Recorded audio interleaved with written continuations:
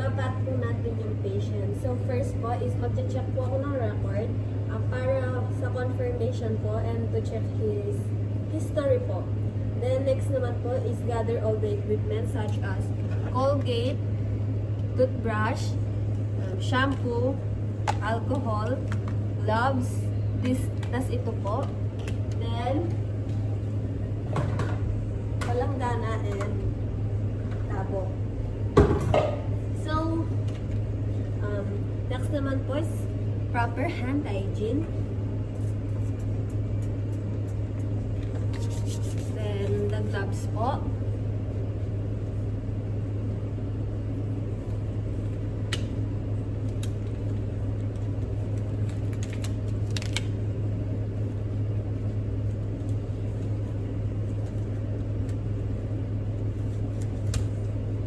So, the next naman po, i-explain kay patient yung procedure. So, ma'am, papaliguan ko po yung hair nyo, then nilamusan ko po yung body nyo, then sa oral po, tututbrushan ko po kayo. So, for the privacy naman po, i-close po yung door or curtains. So, ma'am, marami na po ba tayo mag-umpisa? Next po is, tatanggalin muna po yung damit. So, assume po na natanggal na po yung damit ni patients, then kukuha po kayo ng towel, babasahin po siya ng warm water and soap. So, after po mabasa,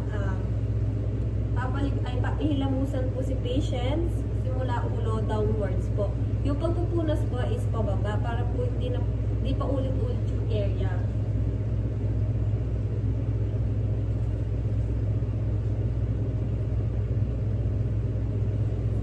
Paa naman po.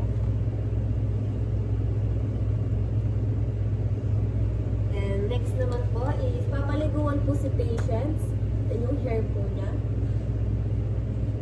So kukuha po tayo ng extra linen para po pagtakip sa pillow para po hindi mabasa and to prevent overflow.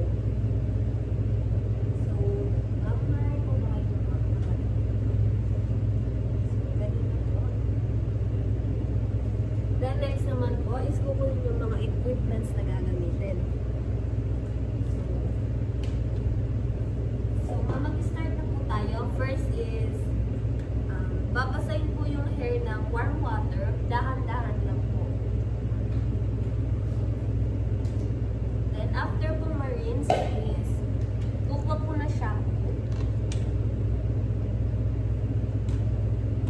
Then yung pong shampoo kay patient is may halong massage po to relax her po. And downwards po yung pag-shampoo.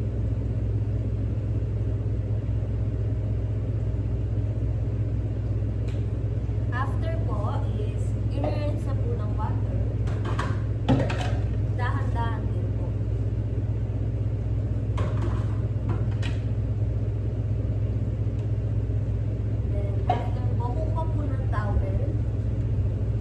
Para po ma-prevent yung pagkabasa ng hair.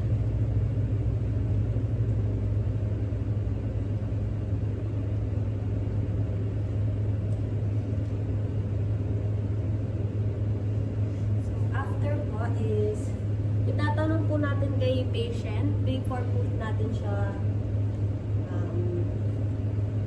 bihisan if gusto po niya ng back massage po.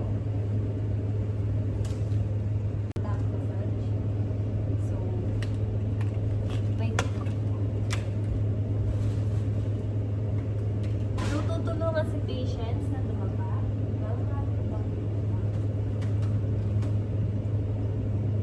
So, tatakpan po siya ng kumot para po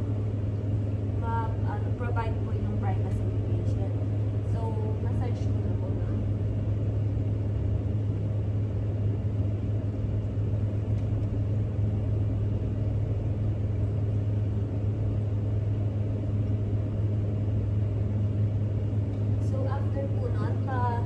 Babalikin sa comfortabling pwesto si patient. So, then, after po ng back massage, papalitan po si patients ng damit. So, assume po na napalitan na po siya ng damit. Then, next po is the towel po. Or the umot.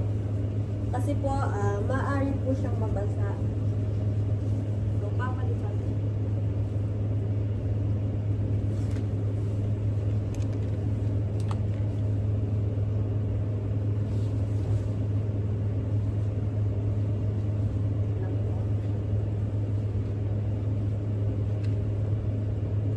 So, huwag tatanggalin yung kumot sa body ni patients for the privacy of the patients po.